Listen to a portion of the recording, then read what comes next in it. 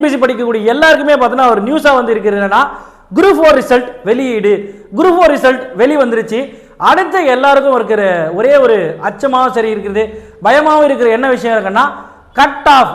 இந்த cut off வந்து பார்த்தீங்கன்னா எவ்வளோ இருக்கு? இந்த கட் ஆஃப் வந்து அப்படியே சொல்லிட்டா நீங்க ஏற்றுப்பீங்களா? சார் 160 வரும் சார் கட் ஆஃப், 160 போட்டிருக்காங்க. இந்த கொஸ்டின் பேப்பர்லாம் 160 போட முடியாதுன்னு சொல்லிட்டு சொல்லி பல வாதங்கள் ஒரு 3 மாசத்துக்கு முன்னாடி பார்த்தீங்கன்னா எக்ஸாம் எழுதி முடிச்சிருந்துச்சு. இந்த கொஸ்டின் பேப்பர்ல 160க்கு மேல பார்த்தீங்கன்னா மாணவர்கள் போட்டிருக்காங்க. அப்ப இந்த கட் ஆஃப் பார்த்தீங்கன்னா எப்படி இருக்கும் அப்படின்றத ஒரு தெளிவான விளக்கங்களோட நம்ம பார்க்குற மாதிரி இருக்கும். இப்போ பொறுத்த வரைக்கும் இந்த நம்ம குரூப் 4 எக்ஸாம் பொறுத்த வரைக்கும் எவ்வளவு வேகன்சிக்கான எக்ஸாம் நடந்துச்சுன்னா ஒரு 4662 வேகன்ட்டுக்காக நடந்த ஒரு தேர்வா தான் இருக்கு. ஃபர்ஸ்ட் பார்த்தீங்கன்னா வந்து குறைவா வேகன்ட் கொடுத்திருந்தாங்க, ஒரு 700 வேகன்ட் பார்த்தீங்கன்னா இன்க்ரீஸ் பண்ணி கொடுத்தாங்க. சார் இதுக்கப்புறம் வந்து இன்க்ரீஸ் பண்ணுவாங்களா அப்படின்னா கண்டிப்பா இன்க்ரீஸ் பண்றதுக்கு வாய்ப்பு இருக்கு. எப்படின்னா நம்ம வந்து கவுன்சிலிங் போற வரைக்கும் பார்த்தீங்கன்னா அவங்களுக்கு தேவையான நபர்களை அவங்க எடுத்துட்டே இருப்பாங்க. அதன் அடிப்படையில் இன்னும் வேகன்சி பார்த்தீங்கன்னா இன்க்ரீஸ் ஆகும். இப்போ நம்ம சொல்லக்கூடிய கட் ஆஃப் எதுவாக இருக்குன்னா இந்த 4662க்கு எவ்வளோ வந்து நான் வந்து கட் ஆஃப் இருக்கும் அப்படின்ற விஷயத்தை தான் வந்து உங்களுக்கு தெளிவாக போட்டிருக்கோம். அதை மட்டும் நீங்கள் பார்த்தா இது எப்படி போட்டிருக்கோம் அப்படின்னா இது கொஞ்சம் நீங்கள் பாருங்கள், தெளிவாக பாருங்கள். இந்த மாதிரி விஷயத்தை யாரும் உங்களுக்கு சொல்ல மாட்டாங்க. இது நம்ம மாணவர்கள் ப்ளஸ் பார்த்தீங்கன்னா வந்து நம்மளுடைய நண்பர்கள், இந்த வட்டார குழுவுக்கு இருக்கிற நண்பர்கள் அவங்க எடுத்த மதிப்பெண் ஒரு 30 பேர் மதிப்பு ஒரு 154 இருந்து 150க்குள்ள எவ்வளோ மார்க் எடுத்திருக்காங்க, அவங்களோட ஓவரால் ரேங்க் என்ன, இப்போ நம்ம இந்த ரேங்க்குள்ள நம்ம இருக்குமா? சார் நான் 140 எடுத்திருக்கேன், எனக்கு வாய்ப்பு இருக்கா அப்படின்னா உங்களுக்கு வாய்ப்பு இருக்கான்றத நீங்கள் இந்த வீடியோ நீங்கள் பார்க்கும்போது உங்களுக்கே தெரியும். உங்களோட ஏன்னா நம்ம சொல்கிறத விட இந்த ரேங்க் லிஸ்ட்டே பார்த்தீங்கன்னா உங்களுக்கு சொல்லும்போது தான் உங்களுக்கு பார்த்தீங்கன்னா வந்து தெளிவாக தெரிகிற மாதிரி இருக்கும். ஃபர்ஸ்ட் இந்த எக்ஸாமை பொறுத்த வரைக்கும் எவ்வளோ பேர் கலந்துட்டாங்க அப்படின்னும் போது ஒரு 11 லட்சம் பேர் பார்த்தீங்கன்னா வந்து இந்த எக்ஸாம் பார்த்தீங்கன்னா எழுதிருக்காங்க. மொத்த வேகன்சி எவ்வளோ தான்? 4662 வேகன்சி தான். இந்த 4662 வேகன்சிக்காக தான் எவ்வளோ போட்டியாளர் போட்டிருக்காங்க? ஒரு 11 லட்சம் போட்டியாளர் பார்த்தீங்கன்னா வந்து போட்டி போட்டிருக்காங்க.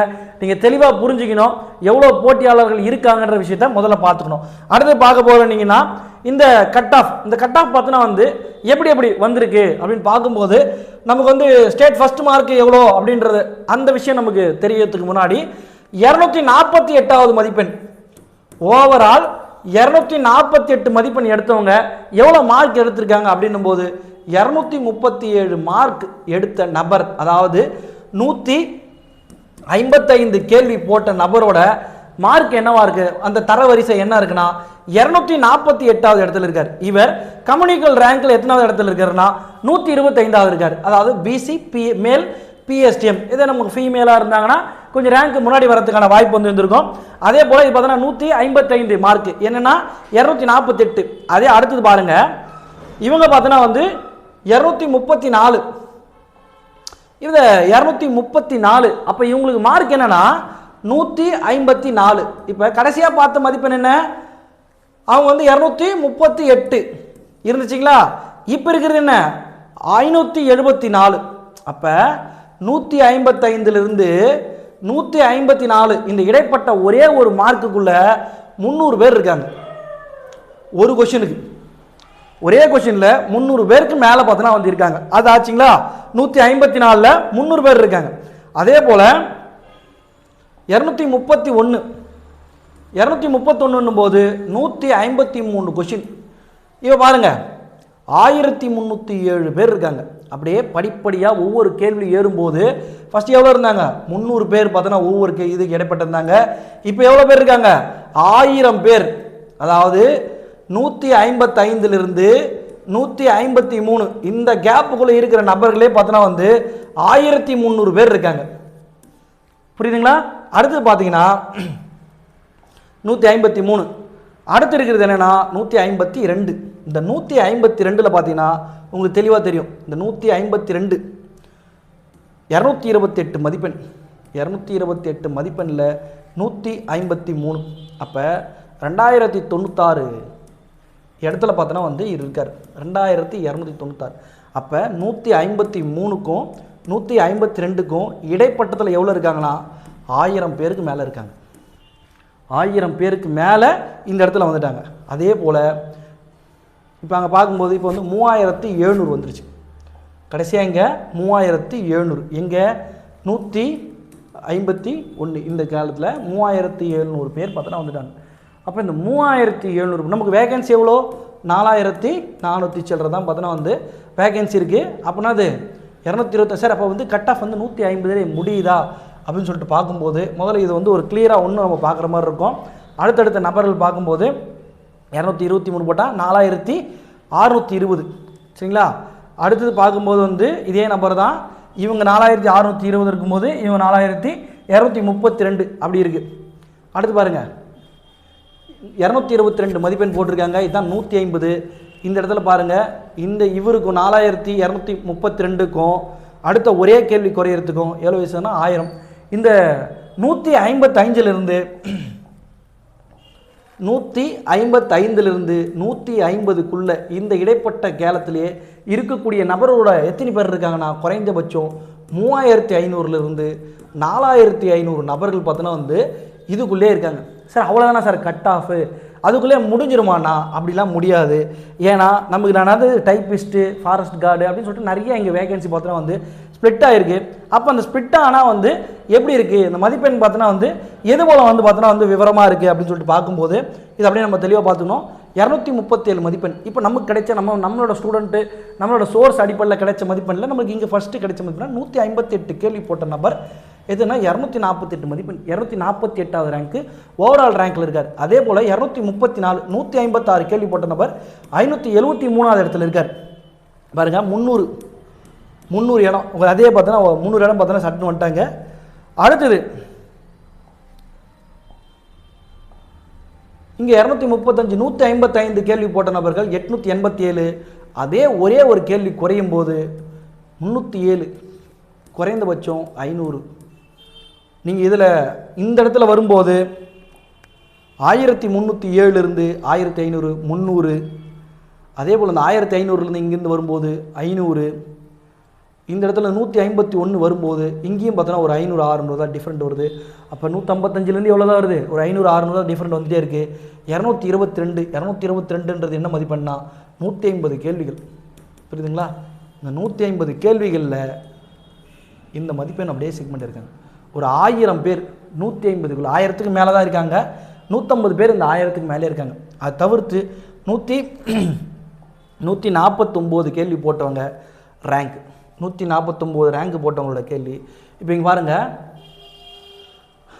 150 கேள்வி போட்டவங்களோட ரேங்க் பார்த்தோன்னா வந்து 3633 இந்த ரேஞ்சில் இருக்குன்றாங்க. ஆனால் 149 போட்ட நபர்களோட ஓவரால் ரேங்க் என்ன இருக்குன்னா 6642 கேள்விகள் இருக்குது. 6042 மதிப்பெண் அடிப்படையில் பார்த்தோன்னா இவங்க இருக்காங்க. அப்போ நமக்கு வேக்கன்சி 4500 சில்லற ரைட்.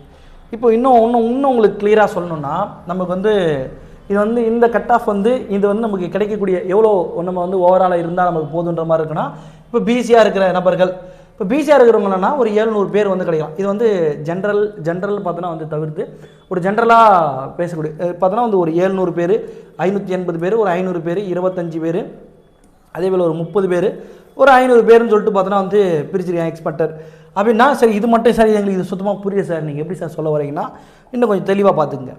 ஒரு பிசியாக இருக்கக்கூடிய நபர்கள் இந்த வேக்கண்ட்டுக்கு நான் இப்போ வீடியோ ஸ்டார்டிங்லேயே சொல்லிட்டேன் உங்களுக்கு.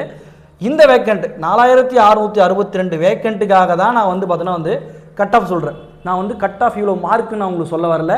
உங்களோட ஓவரால் ரேங்க் உங்களோட ரேங்க் பிசியோ சரி நீங்கள் பிசியில் ஓவரால் ரேங்காக இருக்கக்கூடிய நபர்கள் வந்து பார்த்தோன்னா 1800 வரைக்கும் இருந்தீங்கன்னா உங்களுக்கு கண்டிப்பாக வந்து பார்த்தோன்னா வேலை கிடைக்கிறது ஊர்ஜிதமாக இருக்கும். அதே போல் வந்து எம்பிசியாக இருந்தீங்கன்னா 1300 பார்த்தோன்னா எடுத்துட்டிங்கன்னா உங்களுக்கு கண்டிப்பாக பார்த்தோன்னா வேலை கிடைக்கிறதுக்கு வாய்ப்பு இருக்கும். எஸ்சி எஸ்டியாக இருந்தீங்கன்னா 1200 பார்த்தோன்னா வந்து கிடைக்கிறதுக்கு பார்த்தோன்னா வந்து கண்டிப்பான வாய்ப்பாக இருக்கும். ஏன்னா ஜூனியர் அசிஸ்டண்ட்டுக்கா அப்படின்னு பார்த்தோன்னா வந்து எல்லா ஓவரால் வேக்கண்ட்டுக்காக தான் மொத்தமாக சேர்த்து பார்த்தோன்னா அவ்வளோதான் இருக்கும். நீங்கள் இதை கூட்டி கழிச்சு பார்த்தீங்கன்னா வந்து இந்த வேக்கன்சி பார்த்தோன்னா வந்து ஒரு 4300 சில்லற வரும். என்னையா ஒரு 300 போஸ்ட் அப்படியே விட்டுருக்க அப்படின்னு சொல்லிட்டு நீங்கள் கேட்டிங்கன்னா இந்த 300 போஸ்ட் எங்கே அப்படின்னா நம்ம ஸ்பெஷல் கேட்டகிரிஸ்ன்னு பார்த்தோன்னா நிறைய பேர் இருக்காங்க. உதாரணத்துக்கு நம்ம எஸ்டி நம்ம இவங்க இதில் நம்ம சேர்க்கல. அப்போ எஸ்டி அந்த நபர்கள் நம்ம ex servicemen district widow handicaps இவங்களாம் இருக்காங்க பார்த்தீங்களா. அவங்களுக்கு தான் பார்த்தோன்னா ஒரு 300 போஸ்ட் பார்த்தோன்னா வந்து தனியாக வச்சுருக்கோம். இந்த ரேங்க் பார்த்தோன்னா வந்து இருக்கிற நபர்கள் கண்டிப்பாக பார்த்தோன்னா வேலை கிடச்சிடும். அவங்களுக்கு எந்த வித குழப்பமாக கிடையாது. இந்த ரேங்குக்கு மேலே இருக்கிறவங்களுக்கு கிடைக்குமானா அவங்களுக்கு கிடைக்கிறதுக்கு, அதாவது 1800 நம்ம சொல்லியிருக்குமா, 1800லேருந்து 1900 இருக்கிற நபர்களுக்கு கிடைக்கலாம். எப்படின்னா இந்த ரேங்க்குள்ளே இருக்கிற நபர்கள் ஏற்கனவே என்ன இருப்பாங்கன்னா ஜூனியர் அசிஸ்டண்ட்டாக ஒர்க் பண்ணிட்டு இருப்பாங்க. அப்போ அந்த நபர்கள் என்ன பண்ணுவாங்கன்னா, எனக்கு பணி வேண்டாம் அப்படி சொல்லிட்டு பார்த்தோன்னா வந்து அவங்க வந்து பார்த்தோன்னா எழுதி கொடுத்துட்டு போயிடுவாங்க. அப்படி எழுதி கொடுத்துட்டு போகும்போது அந்த ஒர்க்கெல்லாம் பார்த்தோன்னா வந்து பெண்டிங் நிற்கும். அதெல்லாம் பார்த்தோன்னா யாருக்கு தான் கிடைக்குன்னா உங்களுக்கு தான் கிடைக்கிற மாதிரி இருக்கும். அது ஒரு 100 ரேங்க்கு, அதாவது முன்ன பின்ன பார்த்தோன்னா ஒரு 100 ரேங்க்கு. இந்த நான் எப்பயும் திருப்பி சொல்கிறது என்னன்னா, இந்த 4662 வேகன்சிக்காக மட்டும்தான். உடனே பார்த்தோன்னா வந்து ஒரு 10,000 வேகன்சி பார்த்தோன்னா வந்து இன்க்ரீஸ் பண்ணிட்டாங்க. அப்போ என்ன சார் கட் ஆஃப் வரும் அப்படின்னா 145 வரத்துக்கு பார்த்தோன்னா வாய்ப்பு இருக்கும். ஏன்னா ஒவ்வொரு நீங்கள் அடுத்தடுத்த கேள்விகள் நீங்கள் முன்னாடி போக போக 500, 1000, 2000, 2500, 3000 சொல்லிட்டு பார்த்தோன்னா அப்படியே ஏறிட்டே இருக்காங்க. நீங்கள் கடைசியாக நான் உங்களுக்கு 148 உங்களுக்கு சொல்ல நினைக்கிறேன். இந்த 148 வரும்போது ஓவரால் ரேங்க்கு 7000 இருக்கும். 148 கொஷினில் ஓவரால் ரேங்க்கு 7000. அதுவே 147 வந்துச்சுன்னா 10,000 ஆகிடும். 144வது ரேங்க் வரும்போது அவங்க பார்த்தோன்னா வந்து 14,000 13,000 சில்லற பார்த்தோன்னா வந்திருக்காங்க. அப்போ அவ்வளோ தூரம் நமக்கு இருக்குமானா, ஏன்னா நம்ம யாருமே வந்து தரம் குறைந்தவர்கள் கிடையாது. நம்ம இந்த போட்டி களத்தில் நமக்கு பார்த்தோன்னா வந்து தெரியாத கேள்விகள் வந்து பார்த்தோன்னா மாட்டுச்சு. தெரியாத கேள்விகள்ன்றது எனக்கு சுத்தமாக யாருக்குமே தெரியாத கேள்வி. இது ஃப்ளூக்கில் அடித்து நிறைய பேர் பாஸ் பண்ணாங்க அப்படின்னா நீங்களே மனசாக தொட்டு சொல்லுங்களேன், ஃப்ளூக்கில் எல்லாமே அடிக்க முடியுமா? இப்போ நம்ம படித்தோம், நம்ம படித்த விஷயம் நமக்கு பார்த்தோன்னா அந்த லக்குன்ற விஷயம் நம்மளை கை கொடுக்கல. இன்னொரு நபருக்குன்றது லக்குன்றது பார்த்தோன்னா அந்த கை கொடுத்துருக்கோம். சரி, இந்த ப்ளஸ் ஆர் மைனஸ்லாம் நினைச்ச டெண்டர்வேட் கீக்கும் நம்ம நார்மலாக இருந்த கீக்கும் நம்ம இவங்க ஃபைனல் கீக்கு ஏதாவது வித்தியாசம் இருக்கா அப்படின்னு சொல்லிட்டு பார்க்கும்போது என்னோட நண்பருக்கே பார்த்தோன்னா வந்து 3 கேள்வி நான் அவங்க கொடுத்த டெண்டர்வேட்டர் கீழேருந்து கீ சேலஞ்ச் எல்லாம் பண்ணி ஒரு 3 கொஷின் பார்த்தோன்னா வந்து அவருக்கு வந்து இன்க்ரீஸ் ஆயிருக்கு. இன்னொரு நபருக்கு ஒன்றுமே ஆகலை. இன்னொரு நபர் பார்த்துட்டு 3 கொஷின் பார்த்தோன்னா 2 கொஷின் பார்த்தோன்னா குறைஞ்சிருக்குன்னாரு. அப்புறம் அவரே ரிலையஸ் ஆகிட்டார், நம்ம என்னென்னா நம்ம தப்பாக குறிச்சிருக்கலாம் அப்படின்ற மாதிரி மாறிட்டார். அப்போ நமக்கு ஆவரேஜாக பார்த்தோன்னா வந்து இதுதான் கட் ஆஃபாக வரும். நீ கட் ஆஃபே சொல்ல கட் ஆஃப் சொல்கிறேன்னா நான் எப்பயும் கட் ஆஃப் நான் சொல்ல மாட்டேன். நான் சொல்கிறது என்னென்னா இந்த ரேங்க்குள்ளே நீங்கள் இருக்கிறீங்களா பார்த்துக்கணும். ரேங்க்கு தான் பேசும். ஏன்னா அங்கே போகும்போது அந்த ஹாலில் போய் உட்காரும்போது ஒரு 200 பேராக பார்த்தோன்னா வந்து கூடுவாங்க. அந்த ரூமுக்கு போகும்போது இந்த ரேங்க் பேஸில் தான் உங்களை பார்த்தோன்னா வரிசையாக உட்கார வைப்பாங்க. இந்த ரேங்க் தான் அங்கே பேசும். ஒவ்வொரு வேக்கண்ட்டும் பட்டுன்னு அந்த இடத்துல முடியும் போது கபீர்னு இருக்கும். ஏன்னா நம்ம ஆளுக்கு பிசி ஒர்க் கிடைக்கும். நமக்கு சீட்டுலாம் நீங்கள் அங்கே போனீங்கன்னா இங்கே அப்படியே பெருசாக தெரிகிற மாதிரி இருக்கும். 4662 வேக்கண்ட் ஏதோ பெருசாக இருக்கும். இது டிஸ்ட்ரிபியூஷன் ஆஃப் வேகன்சின்னு சொல்லிட்டு இப்போ நமக்கு ரிலீஸ் பண்ணிவிடுவாங்க. அதில் பாருங்கள் பிஎஸ்டிஎம் அது இதுன்னு சொல்லிட்டு ஃபுல்லாக டிவிஷன் ஆகி வைக்கும்போது இப்போ நான் சொன்ன ரேங்க்கு, இந்த ரேங்க்கே பார்த்தோன்னா வந்து இதுவே நமக்கு கிடைக்குமான்ற ஒரு பயத்தை கொடுக்கும். ஆனால் கண்டிப்பாக நீங்கள் இந்த ரேங்க்குள்ளே இருந்தால் பார்த்தோன்னா வந்து கண்டிப்பாக பார்த்தோன்னா உங்களுக்கு கிடைக்கிற மாதிரி இருக்கும். அது மட்டும் இல்லாமல் மற்ற பிரிவினர் சார் நாங்கள் வந்து எக்ஸர்வீஸ்மேனு அப்படி நாங்கள் ஸ்பெஷல் கேட்டகரிலாம் இருக்கோம் அப்படின்னு சொன்னோன்னா இந்த எக்ஸாமை பொறுத்தவரை இது எப்படி தீர்மானிக்கப்படும்னா இந்த போட்டியாளர்கள் எவ்வளோ பேர் கலந்துருக்காங்க, அவங்க எப்படி பார்த்தோன்னா எக்ஸாம் வந்து கொடுத்துருக்காங்க. ஏன்னா மேலே இருக்கிற எல்லா விஷயத்தையும் நான் சொல்லும்போது என்னென்னா நான் கரெக்டாக ப்ரூஃபோடு சொன்னேன். இந்த நபர்கள் இவ்வளோ எடுத்திருக்காங்க, அப்படி எவ்வளோ எடுத்திருக்காங்க, இந்த ரேஞ்சு பார்த்தீங்கன்னா கட் ஆஃப் வந்து வருதுன்னு சொல்லிட்டு பிரித்தோம். ஆனால் நம்ம இங்கே பிசியாக இருக்கட்டும், நம்ம ஹேண்டிகேப்டாக இருக்கட்டும், நம்ம இவங்களாக இருக்கட்டும், நம்ம எக்ஸர்வீஸ்மேனாக இருக்கட்டும், அவங்க எவ்வளோ பேர் எக்ஸாமுக்கு வந்து அப்பியர் ஆனாங்க, அவங்க எக்ஸாம் எப்படி எழுதுனாங்க, அந்த மாதிரி விஷயம்லாம் தெரியாமல் நம்ம பாட்டுன்னு வாய்க்கு வந்த மாதிரிலாம் சொல்ல முடியாது. ஏன்னா போன டைம் குரூப் 2ல் நம்ம நண்பர் ஒருத்தர் அவர் ஈஸியாக பார்த்தோன்னா வந்து டெஸ்ட் எழுதும்போது பார்த்தோன்னா வராதுன்னு நினச்சிருந்த மனுஷன் எக்ஸாமில் அவர் ஈஸியாக கிளியர் பண்ணிட்டார். ஏன்னா அங்கே போட்டியாளரோட எண்ணிக்கை பார்த்தோன்னா வந்து கம்மியாக இருந்துச்சு. இங்கே டெஸ்ட் எழுதும்போது என்ன நினச்சாருன்னா சார் வராதுன்னு எனக்கு இங்கே இருக்கிற நபர்கள் கூட என்னால் போட்டியே போட முடியல அப்படி இப்படின்னாங்க. முதல்ல தெளிவாக புரிஞ்சுக்கணும், நமக்கு போட்டியாளர் இங்கே இருக்கிறவங்க கிடையாது. உங்கள் கேட்டகிரியில் அங்கே இருக்கிற நபர்கள் தான் நமக்கு வந்து பார்த்தோன்னா வந்து போட்டியாளர் இருப்பாங்க. இந்த போட்டியாளர் அந்த செக்மெண்ட் தான் சார். மற்ற ஆளுலாம் நாங்கள் சார் ஃபஸ்ட்டு வந்து நீங்கள் மனம் தளரக்கூடாது. இவ்வளோ தூரம் வந்துட்டும்ல, ஒன்றும் தெரியாத பேப்பரில் நம்ம எவ்வளோ தூரம் அடிச்சிட்டோம். நம்ம உதாரணம் நமக்கு நம்ம லாஸ்ட்டாக நம்ம குரூப் 1ல் ஃபஸ்ட் மார்க் எடுத்து நம்ம கதிர்செல்வி மேம் பார்த்தோன்னா வந்து உதாரணத்துக்கு எடுத்துக்கணும். அவங்க சொல்லும்போது சொன்னாங்க சார் நான் ஒரு 4 வருஷமாக நாங்கள் வந்து பார்த்தோன்னா இந்த எக்ஸாம் படிச்சுட்டு இருக்கோம். லாஸ்ட்டாக அந்த குரூப் 2 கூட என்னால் பார்த்தோன்னா வந்து கிளியர் பண்ண முடியல. ஆனால் குரூப் 1ல் ஸ்டேட் லெவலில் பார்த்தோன்னா வந்து ஃபஸ்ட் ரேங்க் எடுத்தேன் அப்படின்ட்டு ஒரு இன்டர்வியூவில் வந்து தெளிவாக சொல்லியிருப்பாங்க.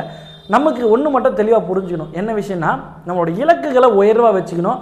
இலக்குகளை நோக்கி தொடர்ச்சியான பயணம் இருந்துகிட்டே இருக்கணும். இந்த பல நபர்கள் இன்றைக்கி மார்க்கு குறைவாக ஆச்சுன்னு சொல்லிட்டு பேசுகிற நபர்கள் பல நபர்கள் உண்மையாக உழைச்சிருந்தாலுமே அந்த என்ன லக்கோ ஏதோ ஒரு விஷயம் பார்த்தோன்னா நம்மக்கிட்ட ஒரு சின்ன குறைபாடு இருக்குது. அது என்ன குறை, அந்த விஷயத்தை பார்த்தோன்னா வந்து நீங்கள் உள்ள தெளிவாக வாங்கிட்டு அடுத்தடுத்த பயணத்தை தொடரும்போது ஈஸியாக ஃபஸ்ட்டு என்னென்னா மனம் தளர வேண்டாம். இன்னும் வந்து கொஞ்சம் தூரம் தான், 145 கொஷின் போட்ட நமக்கு தெரியாதா, இன்னும் 5 கொஷின் போட தெரியாதா, அவ்வளோதான் வந்துட்டோம் நம்ம.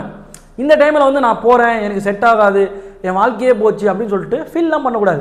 145 போட்ட நபர்களுக்கு இன்னும் 5 கொஷின் தான். இந்த எக்ஸாம் இன்னும் இவ்வளோ தூரம் வந்துட்டோம், 2-3 வருஷமாக இந்த எக்ஸாமை பயணிச்சிட்டோம், கிட்ட வந்துட்டோம். இப்போ சிலபஸ் மாற்றிட்டாங்க, எல்லாருக்கும் பொதுவாக மாறி. இப்போ குட்டி பொண்ணு 7 மாதமாக படித்த பொண்ணு டக்குன்னு படித்து அந்த பொண்ணு 152 கொஷின் போட்டிருக்கு.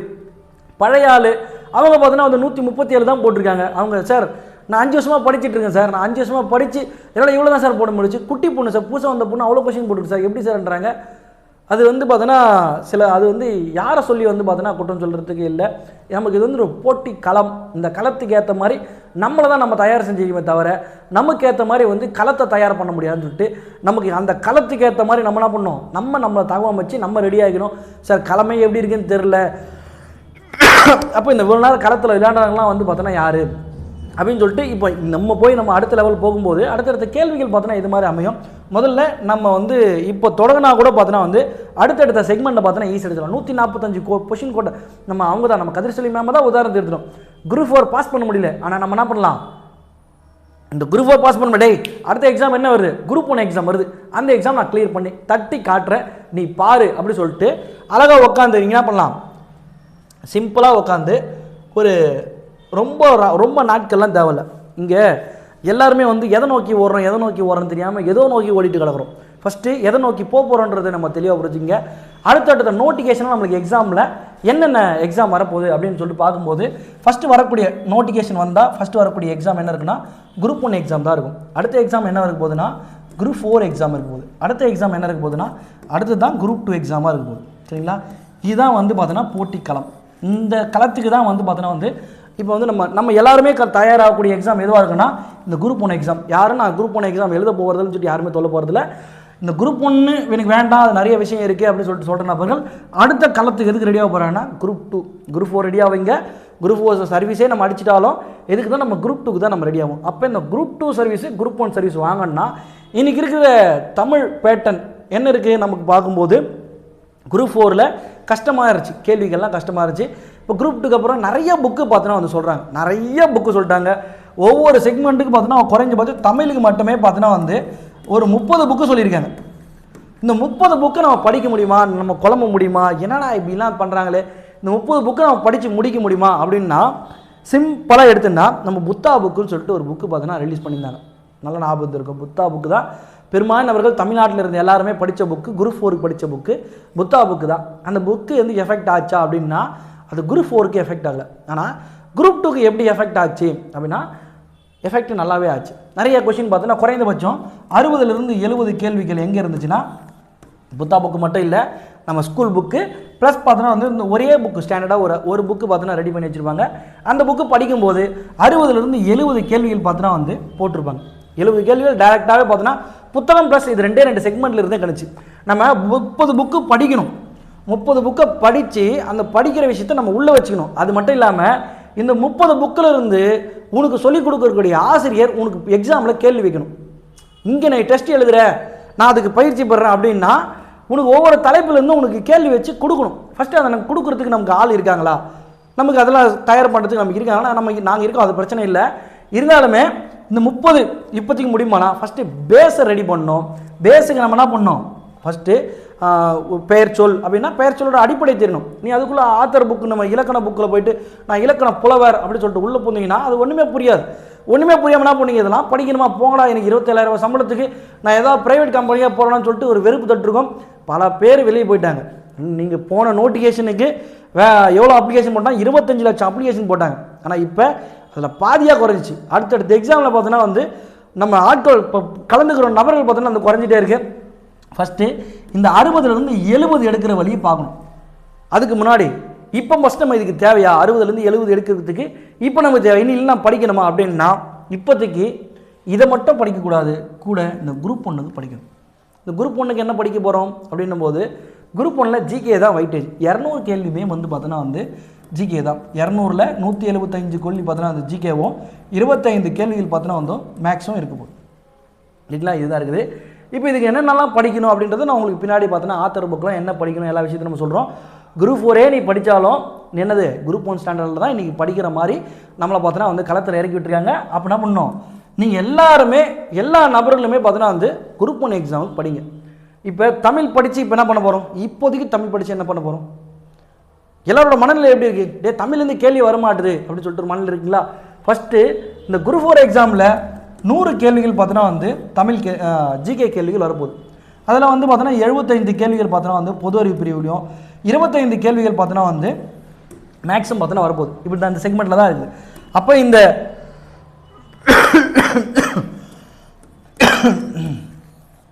இப்போ இந்த நமக்கு வரக்கூடிய இந்த பார்ட்டை எப்படி அணுகணும் அப்படின்னும் போது ஃபஸ்ட்டு 100 கேள்வி, இந்த 100 கேள்வி இங்கிருந்து தான் வரும் அப்படின்னு சொல்லிட்டு ப்ரெடிக்ட் பண்ணலாம். தமிழில் ஒரு புக்கு படிக்கும்போது ஒரு 30 புக்கு ஆத்தர் புக்குறேன்னா அந்த புக்கில் இந்த கேள்வி வருமா அப்படின்னா அது சந்தேகம். உதாரணத்துக்கு பொது அறிவில் பாலிட்டி அப்படின்னு சொல்லிட்டு ஒரு பகுதி இருக்குது, இந்திய அரசியலமைப்பு அப்படின்னு ஒரு பகுதியில் 15 கேள்வி வரப்போகுது. இந்த 15 கேள்வி படிக்கிறதுக்கு நமக்கு பார்த்தோன்னா எந்த புத்தகம் தேவை? இங்கிலீஷில் எடுத்துக்கினா நம்ம லட்சுமிகாந்த்னு சொல்லிட்டு ஒரு புக் எடுத்துக்க போகிறோம். அது இல்லைன்னா நம்ம தமிழ் எடுத்துக்கினா நம்ம அண்ணன் சதீஷ் அண்ணனோட பிரகதீஷ் பப்ளிகேஷன் அப்படின்ற ஒரு புக் எடுத்துக்கினா தரமாக இருக்கும். நமக்கு கேள்விகள் நேரடியாக இருக்குது. இப்போ 15 கேள்வி நம்ம எத்தனை கொஸ்டின் ரெடினா 12 கேள்விகள் பார்த்தோன்னா நம்ம ரெடி. அதே போல் எக்கனாமிக்ஸும் பார்த்தோன்னா வந்து பிரகதீஷ் பப்ளிகேஷன் எடுத்துக்கலாம், நம்ம சங்கர் சார் புக் எடுத்துக்கலாம். நம்ம அது செக்மெண்ட்டுக்கு ஏற்ற மாதிரி. இப்போ என்னன்னா இந்த இடத்துல நம்ம ஜிகே படிக்கும்போது கேள்விகளை தெளிவாக அடிச்சுட்டே வர முடியும். இத்தனை நாள் நான் படித்தேன் சார், லாஸ்ட்டாக எக்ஸாம் எழுதுனேன் சார், நான் இந்த பார்ட்டெல்லாம் நான் தெளிவு சார், இந்த பார்ட்டில் நான் கரெக்டாக ஃபுல்லாக முடிச்சிட்டு சார் அப்படின்னு சொல்லிட்டு எதனா பார்ட்டை சொல்ல முடியுமா அப்படின்னா எல்லாரும் சொல்லக்கூடிய தலைப்பு என்ன இருக்கா? சார் பாலிட்டி தெரியும் சார், யூனிட் 8ல் ஒரு பாதி சிலபஸ் எனக்கு நல்லாவே தெரியும் சார், எக்கனாமிக்ஸில் ஓரளவுக்கு எனக்கு தெரியும் சார், அதுக்கப்புறம் மற்ற சப்ஜெக்ட்லாம் யூனிட் 9 ஓரளவுக்கு தெரியும் சார், அவ்வளோதான். மற்ற சப்ஜெக்டில் கேள்விகள் வருது இல்லை. அப்போ நமக்கு கேள்விகள் வரக்கூடிய தலைப்புகளை முதல்ல முழுசாக முடிச்சிட்டோமா, அதுலேருந்து எந்த கேள்வி கேட்டாலும் நம்ம பார்த்தோன்னா அணுகிட்டோமா. ஏன்னா குரூப் 1 நீங்கள் போகும்போது இந்த தலைப்புகளை நீங்கள் எழுதுகிற மாதிரி வரும். அப்போ அது மாதிரி நம்ம தயாராகிட்டோமா? சார் நாங்கள் ஏன் சார் குரூப், நாங்கள் ஏன்டா சுடுகாட்டுக்கு எழுந்து போகிறோம், நிபாண்டுக்கு குரூப் 4கே எதுவும் இல்லை அப்படின்னா ஐயா நீங்கள் ஏன்னா இன்றைக்கி ஸ்டாண்டர்டு ஃபுல்லாமே கொஷின் பேப்பர் ஃபுல்லாமே தரம் வேறு மாதிரி மாறிடுச்சு. அப்போ அதுக்கேற்ற மாதிரி உங்களை மாற்றிக்கணும்னா ஃபஸ்ட்டு ஜிகேவை நீங்கள் ஸ்ட்ராங் பண்ணணும். ஜிகேயில் நீங்கள் இப்போ இதுக்கு முன்னாடிலாம் நம்ம பழைய காலத்தில் சொல்லும்போது என்ன சொல்லணும்னா தமிழில் 90 போட்டுரு, ஜிகேல 80 போட்டுரு. அப்போ ஆவரேஜ் எவ்வளோ இருந்துச்சு? 170 கொஷின் வந்துருச்சு. புரியுதுங்களா? 170 கொஷின் வந்துருச்சு. இதுக்கு முன்னாடி டிஎன்பிஎஸோட கட் ஆஃப்லாம் பார்த்தீங்கன்னா 2022ல் 165 கேள்வி இருந்திருக்கும், 2023ல் 160 இருந்திருக்கும், 160 இருந்திருக்கும், 163 இருந்திருக்கும், 2024ல் 165 இருந்திருக்கும். ஆனால் 2025 இப்போ கட் ஆஃப் என்ன ஆகிருக்கு? கட் ஆஃபோட அளவு குறைஞ்சிருக்கு. எவ்வளோ வரும்னா 148லேருந்து 149 ரேஞ்சுக்குள்ளே இருக்கிற நபர்கள் கண்டிப்பாக பார்த்தோன்னா வந்து வேலை கிடைக்கிற மாதிரி இருக்குது. இதுதான் வந்து பார்த்தோன்னா கட் ஆஃபாக இருக்குது. இப்போ இந்த செக்மெண்ட்டில் நம்ம படிக்கும்போது நமக்கு என்ன சொல்லியிருந்தாங்க அப்படின்னா தமிழில் தம்பி 90 போட்டுரு, ஜிகேல 80 போட்டுரு. இதுக்கேற்ற மாதிரி நீ படித்தேன்னா 170 படிப்பேன். 170 படிக்கும்போது உனக்கு ஆட்டோமேட்டிக்காக என்ன பண்ணுவேன், நீங்கள் நல்ல ஸ்கோர் எடுக்கிற மாதிரி சொல்லுவாங்க. அப்போ இந்த டைமில் நம்ம தமிழ் வந்து எப்படி வருது அப்படின்னு சொல்லிட்டு நமக்கு ஒரு குழப்பமாக இருக்குது. அப்போ தமிழை பற்றி நீங்கள் என்ன பயப்படணும்னா ஃபஸ்ட்டு ஜிகேல 90+ எடுக்கணும், 85க்கு மேலே 90+ எடுக்கணும். மேக்ஸ் 25க்கு 25. எனக்கு இந்த கேள்வி இந்த மாடல் தான் வரப்போகுதுன்னு தெரிய போகுது. டைம் மேனேஜர்லாம் வரப்போகுது. இதுக்கு தான் சொல்கிறது எஸ்எஸ்சி கொஷின்லாம் நம்ம எஸ்எஸ்சி ஆர்ஆர்பி என்டிபிசி இந்த மாதிரி எக்ஸாம்ஸ் கொஷின்லாம் நம்ம எடுத்து போடும்போது மேக்ஸில் நம்ம போடலாம். அப்படின்னா 90 கொஷின் பார்த்தீங்கன்னா ஜிகேல போடுறோம், 70 கொஷின் எங்கே போட போகிறோம்? தமிழில் போட போகிறோம். இதெல்லாம் வந்து குறைந்தபட்ச மதிப்பெண் தான் சொல்கிறேன். தமிழில் வந்து குறைந்தபட்ச மதிப்பெண் தான் சொல்கிறேன். நீங்கள்லாம் தமிழ் கஷ்டம் சொல்கிறீங்களே அந்த ஒரு செக்மெண்ட்டுக்காக. ஏன்னா பல சிறந்த செக்மெண்ட்டு உங்களுக்கு தெளிவாக காமிச்சிட்டேன். 160, 163, 165 இது லாஸ்ட்டாக இருந்த கட் ஆஃப். இப்போ 2025ல் 148லேருந்து 149 இருந்தால் ஓரளவுக்கு சேஃப் ஜோன். அவங்க கம்யூனிட்டிக்கு ஏற்ற மாதிரி அது வந்து அது மாறப்போகுது. இதுவே ஜிகே போகிற நம்ம இந்த செக்மெண்ட்டுக்கு எப்படி பாஸ் பண்ணிக்கணும், இந்த எப்படி எடுத்துருப்பாங்க? ஜிகேல பார்த்தோன்னா ஒரு 80 எடுத்திருப்பான், இதில் பார்த்தோன்னா வந்து ஒரு 70 எடுத்திருப்பாங்க தமிழில். இப்போ இது எடுக்கும்போது 150+ பார்த்தோன்னா வந்து எடுத்திருப்பாங்க. இப்படி தான் வந்து பார்த்தோன்னா நபர்கள் பார்த்தோன்னா வந்து நிறைய மதிப்பெண், இந்த மதிப்பெண் எடுத்து இப்படி தான் இருக்கும். இப்போ நம்ம என்ன பண்ணால் அதே ஸ்டேட்டஸ் தான் நமக்கு தேவை. இப்போதைக்கு இருக்கிற சூழ்நிலைக்கு நமக்கு ஒரு வேலை நமக்கு தேவை. ஃபஸ்ட் மார்க் இல்லை ஃபாஸ்ட் மார்க்கு. அப்படி ஃபாஸ்ட் மார்க் எடுக்கிறோன்னா நம்ம என்ன தேவை? ஜிகேல பொறுத்த வரைக்கும் 90+. இந்த 90 பிரிக்கும்போது எண்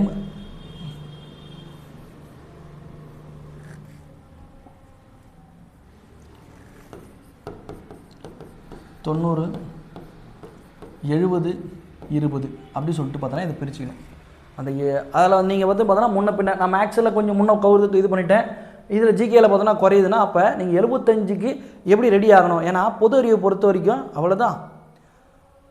அது வந்து நிறைய விஷயம் உங்களுக்கு கஷ்டம்னா எல்லாருக்குமே கஷ்டமாக தான் ஆக போகுது. அப்போ நீங்கள் 70 போடுற மாதிரி நீங்கள் ரெடி ஆகிட்டிங்கன்னா 70 + 20 போடுற மாதிரி ரெடி ஆகிட்டிங்கன்னா தமிழில் பார்த்தோன்னா வந்து மார்க் குறைஞ்சாலும் உங்களுக்கு பார்த்தோன்னா வந்து கவலையே இல்லை.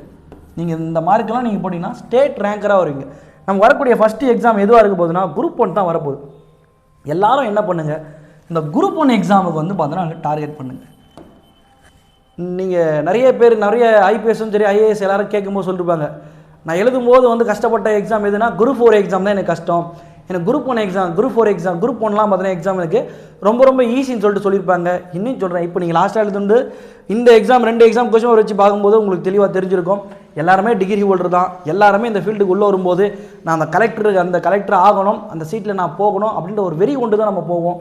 அப்படின்ற பட்சத்தில் இந்த செக்மெண்ட்டை தெளிவாக பயன்படுத்தினீங்கன்னா இந்த இடத்துல இந்த குரூப் 1 வரும்போது நீங்கள் என்ன பண்ணுங்க, ஜிகேயில் தெளிவாக முடிச்சிடுறீங்க.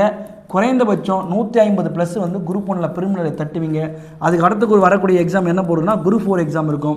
அந்த குரூப் 4 எக்ஸாமில் தமிழ் நல்லா படிக்க போகிறீங்க. தமிழ் படித்து இங்கே 150 போடுறீங்கன்னா அங்கே குறைஞ்சபட்சம் 85+ போடுவீங்க. இதில் ஒரு 70+ நீங்கள் போட்டிங்கன்னா உங்களுக்கு 155+ அடிப்படை வாழ்வாதாரமாக ஒரு குரூப் 4 வேலை உங்களுக்கு கிடைச்சிடும். உங்களோட கனவு வேலையாக எதிர்க்க போதுன்னா மெயின்ஸுக்கு நீங்கள் இதை முடிச்சுட்டு அப்படியே மெயின்ஸுக்கு படிக்க போகிறீங்க. குரூப் 1 மெயின்ஸுக்கு படிக்கிறீங்க. குரூப் 1 மெயின்ஸு எல்லாரும் ஃபஸ்ட் அட்டம்ப்டில் முடியாதுன்னு சொல்லுவாங்க. அதை பற்றிலாம் கவலை வாங்காதீங்க. குரூப் 1 மெயின்ஸுக்கு நீங்கள் தெளிவாக படிச்சுட்டே வரீங்க. நீங்கள் தெளிவாக படிச்சுட்டு வரும்போது உடனே குரூப் 2 எக்ஸாம் வரப்போகுது. இந்த குரூப் 2 எக்ஸாமில் ஏற்கனவே படித்த இந்த செக்மெண்ட்டும் உங்களுக்கு ரிவிஷன் மாதிரி கொடுத்து நீங்கள் என்ன பண்ணுவீங்க, அந்த குரூப் 2ல் ஒரு 160+ என்ன பண்ண போகிறீங்க, ப்ரிலிமினரியில் போட போகிறீங்க. அப்படியே பார்த்தோன்னா வந்து குரூப் 1 மெயின்ஸ் நீங்கள் படிச்சிருப்பீங்க. இந்த குரூப் 1 மெயின்ஸ் படித்த எல்லாமே உங்களுக்கு எங்கே சப்போர்ட் பண்ண போகுதுன்னா இந்த குரூப் 2ல் சப்போர்ட் பண்ண போகுது. இந்த குரூப் 2 மெயின்ஸ் நீங்கள் எழுதும்போது நீங்கள் குரூப் 3 நகராட்சி ஆணையர், சப் ரிஜிஸ்ட்ரார்ன்ற ஒரு பெரிய அளவிலான போஸ்ட்டை இந்த ஒரு வருஷத்தில் அடிக்கலான்னா ஃபஸ்ட்டு நீங்கள் என்ன பண்ணுங்கள், குரூப் 1 உங்கள் இலக்காக வச்சு டார்கெட் பண்ணி மூவ் பண்ணுங்கள்.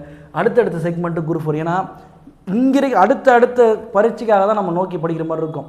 நிறைய படிச்சுட்டு, ஏன்னா நிறைய பேர் நிறைய விஷயம் சொல்லிட்டே இருந்தாங்க. என்னை பொறுத்த வரைக்கும் என்ன சொன்னால், நம்ம ஸ்டூடெண்ட்டுக்கு ஒரு தெளிவான பாதையை வந்து நம்ம கொடுக்கணும். ஃபஸ்ட்டு குரூப் 1 படி. வேணா 2 வாரம் வந்து ஜிகே படிக்கிறேன்னா 2 வாரம் ஜிகே டெஸ்ட் எழுதுனா 1 வாரம் என்ன பண்ணேன், தமிழ் டெஸ்ட் வந்து அப்படி எடுத்துகிட்டு போ. ஏன்னா நமக்கு அந்த எக்ஸாம் நம்ம வந்து எந்த எக்ஸாம் படிக்கிறேன், நம்ம வந்து அகாடமிக் டெஸ்ட்டுக்கு நான் படிக்கிறேன், அக்கடே நீ படிக்க வேண்டிய எக்ஸாம் மெயின் எக்ஸாமுக்காக படிக்கிறேன்டா, நீ ஏன்டா அதை விட்டு இதெல்லாம் படிச்சிருக்கேன்னா, இல்லை நாங்கள் தான் ஃபஸ்ட் மார்க் வருவான், ஃபோட்டோ போட்டுருவான், ஃபுல்லாக இருப்பான், அவன் தான் இருப்பான், இது வரைக்கும் போட்டியாளராக வந்திருக்கே மாட்டான், அந்த இடத்துல இருந்து ஆளுகளெல்லாம் தெரியாது, அவன் கிளியர் பண்ணிட்டு அமைதியாக முடிச்சுட்டு போயிட்டே இருப்பான். முதல்ல என்னென்னா நம்ம எதுக்கு தேவையோ அதை நோக்கி தெளிவாக ஓயிட்டே இருங்க. ஃபஸ்ட்டு வந்து உங்களோட இலக்குகளை முதல்ல தீர்மானிங்க. உங்களுக்கு இலக்குகளை தீர்மானித்தா மட்டும்தான் நம்ம எதுக்கு என்ன பண்ணுறோம், என்ன விஷயம் நம்ம பண்ண போகிறோம் அப்படின்ற விஷயம் உங்களுக்கு தெளிவாக வந்து புரிய வரும். முதல்ல சிந்தனைகளை தெளிவாக்குங்க. ரிசல்ட்டு எப்படியோ போயிடுச்சு, எப்படியோ வந்துடுச்சு, அதை பற்றி மனசில் போட்டு குழப்பிட்டே இருக்கக்கூடாது. அவ்வளோதான், முடிஞ்சிருச்சு. அதையே மனசில் போட்டு ஏற்றியே இருந்தால் இன்னும் 10 நாள் வேஸ்ட்டாக போகும். இந்த 10 நாள் உட்காந்து எதனா படித்தா பாலிட்டி ஃபுல்லாக முடிச்சிடலாம். 10 நாள் படித்தா பாலிட்டி முடிஞ்சிச்சு. அடுத்த ஒரு 10 நாள் படித்தா அடுத்த ஜிகே சப்ஜெக்ட் முடியுது. இப்போ ஏன்னா அந்த சப்ஜெக்ட்டில் கேள்வி வரலையா, சரி அட்வான்ஸ் புக்கு ஃபஸ்ட். ஆனால் பேசிக் புக்கு முடிங்க. பேசிக் புக்கை முடிச்சுட்டு அடுத்து அட்வான்ஸ் புக்கு முடிங்க. உங்களுக்கு அடுத்தடுத்த எக்ஸாமுக்கு எப்படி படிக்கணும், என்ன விஷயங்களை கொண்டு போகணும் அப்படின்ற விஷயத்தெல்லாம் உங்களுக்கு தெளிவாக சொல்கிறேன். திருப்பி வந்து கட் ஆஃப் பற்றி உங்களுக்கு தெளிவாக, கட் ஆஃப் பொறுத்த வரைக்கும் ஒரே ஒரு விஷயந்தான், உங்களுக்கு ஏற்கனவே போட்டது தான், இதுதான் வந்து உங்களுக்கு கட் ஆஃபாக இருக்கும். நீங்கள் எப்படி வேணால் எங்கே வேணால் நீங்கள் தேடி பார்த்துங்க. இது என்னோட பழைசாக இருந்த குரூப் 4 கட் ஆஃப் வீடியோ பார்த்தோன்னா பழைசு ஒரு 3 மாதம் முன்னாடி எக்ஸாம் முடிஞ்ச அன்றைக்கே நான் போட்டிருப்பேன். அந்த கட் ஆஃபோட வீடியோ கூட போய் பாருங்கள். நான் கரெக்டாக ப்ரெடிக்ட் பண்ணி தான் போடுவேன். இதுதான் இந்த மார்க் தான். இந்த வேக்கன்சி ஏற்றுனா கட் ஆஃப் வந்து குறையிறதுக்கு வாய்ப்பு இருக்கும். வேக்கன்சி ஏறலைன்னா இதுதான் வந்து பார்த்தோன்னா வந்து இந்த ரேங்க் இருக்கிற நபர்கள் எல்லாருக்கும் பார்த்தோன்னா வந்து கண்டிப்பாக பார்த்தோன்னா பண்ணி கிடைக்கும். உதாரணத்துக்கு ஒரு சில கேட்டகரிகளில் அவங்கவுங்க சூழ்நிலைக்கு தகுந்த மாதிரி பார்த்தோன்னா வந்து மாறும். இதுதான் வந்து கட் ஆஃப். உதாரணத்துக்கு 150+, 149 சிலருக்கு பார்த்தோன்னா வாய்ப்பு இருக்கும். 150 ப்ளஸ் பார்த்தோன்னா வந்து கண்டிப்பாக வாய்ப்பு இருக்குது. இதுதான் வந்து பார்த்தோன்னா கட் ஆஃபாக இருக்கும். இந்த கம்யூனிக்கல் ரேங்க்கை நீங்கள் பார்த்துக்குங்க. இதுக்கேற்ற மாதிரி தான் நமக்கு வாய்ப்பு இருக்க போகுது. தொடர்ச்சியாக நம்ம அகாடமி கூட நம்மளோட யூடியூப் சேனல் நீங்கள் பயணிச்சுட்டே வாங்க. உங்களுக்கு தேவையான அடுத்தடுத்த தகவல்களை பார்த்தோன்னா தொடர்ச்சியாக தரும். டிஎன்பிசி சம்பந்தமான மொத்த தகவலையும் பார்த்தோன்னா அறிந்து கொள்ள ஆரணி அறிஞர் அண்ணா ஐஏஎஸ் அகாடமியோட தொடர்ந்து பயணிங்க. தேங்க்யூ.